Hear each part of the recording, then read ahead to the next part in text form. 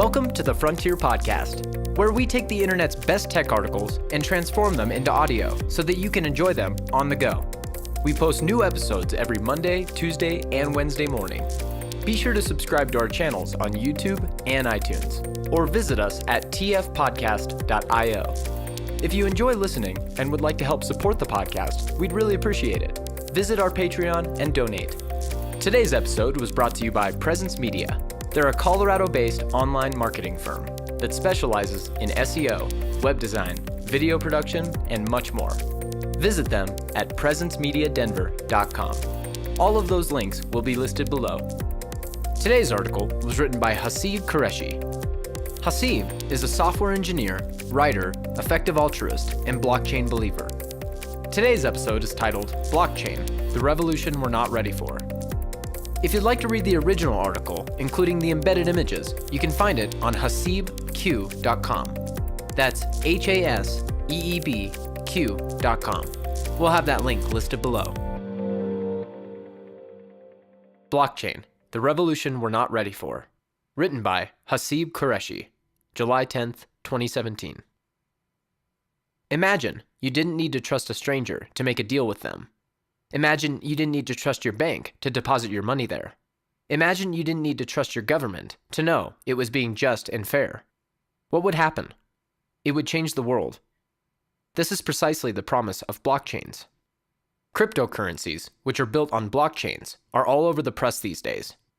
Mostly because of the high prices, volatility, and sensational narratives surrounding debacles like Mt. Gox and the Silk Road.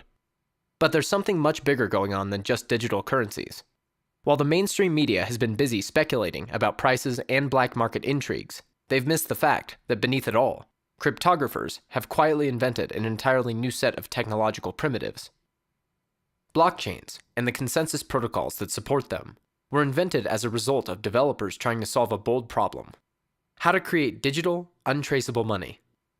By combining cryptography, game theory, economics, and computer science, they managed to create an entirely new set of tools for building decentralized systems.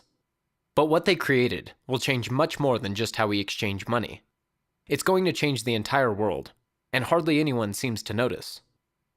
Edward Witten, the famous physicist, once said of string theory that it was, quote, a part of the 21st century physics that fell by chance into the 20th century, end quote. In other words, the physics community was not ready for string theory. Blockchain is a 22nd century technology that fell by chance into the early 21st century. It's painfully obvious that we're not ready for it. What is a blockchain? At its core, a blockchain is a surprisingly simple and elegant data structure. It's basically just a linked list with one important augmentation. Each block contains a cryptographic hash of the previous block. This creates an effectively unalterable chain of blocks and their fingerprints stretching back to the original block. If everyone in your system replicates this linked list and verifies its legitimacy by repeating the cryptographic hash functions, it will implement a slow and somewhat crude distributed database that's resistant to tampering. And that's a blockchain. Doesn't sound that amazing, does it? Of course, to actually build a functional protocol, you need a lot more than that. You'll need authentication, public and private key cryptography, a consensus mechanism, Nakamoto consensus via proof of work or various kinds of proof of stake, space and time optimizations, Merkle trees and Merkle proofs, and a bunch of fancy peer-to-peer networking stuff. But that's a subject for another, more technical blog post.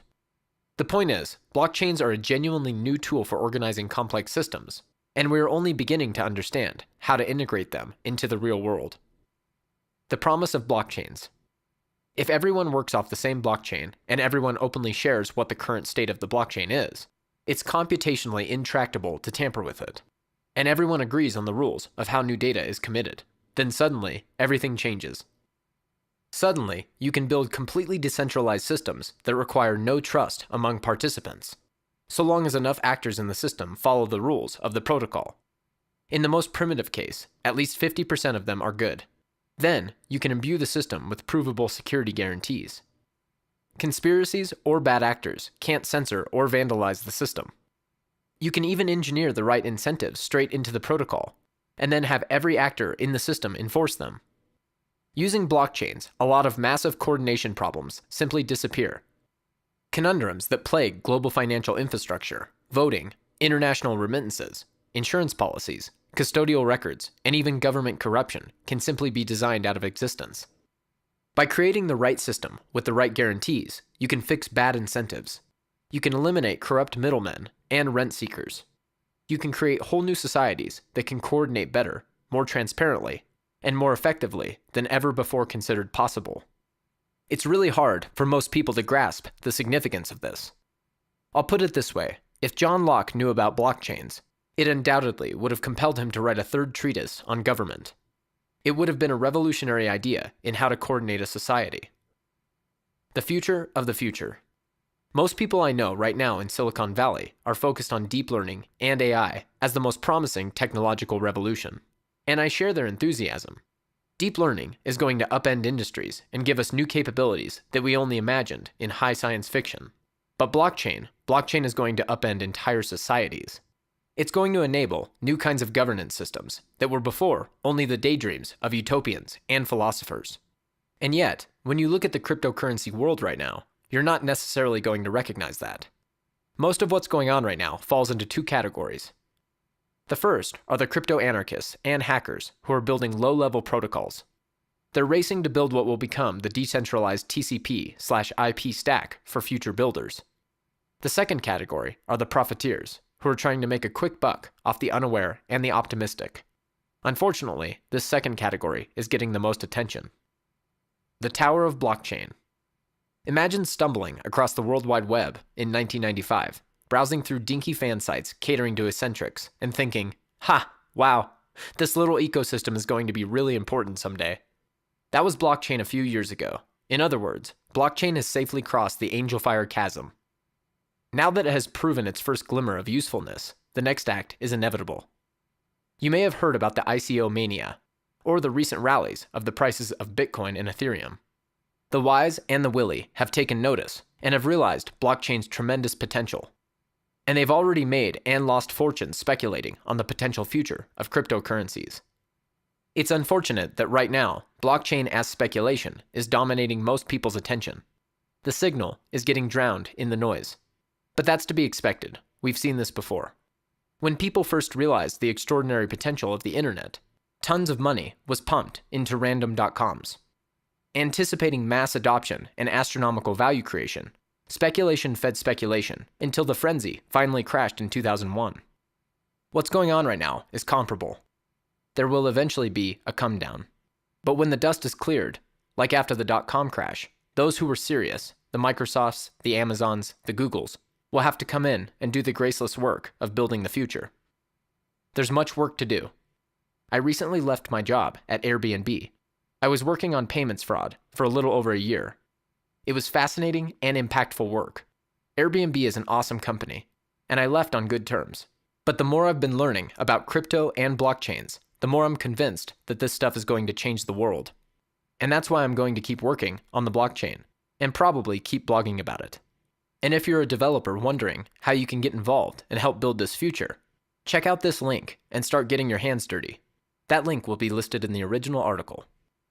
This has been Blockchain, the Revolution We're Not Ready For, written by Hasib Qureshi, July 10th, 2017. Thanks for listening. You can find more episodes just like this at tfpodcast.io.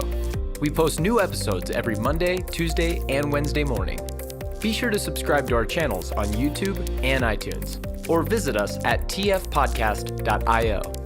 If you enjoy listening and would like to help support the podcast, we'd really appreciate it. Visit our Patreon and donate. Again, thanks to Hasib. You can find more of his writing on hasibq.com.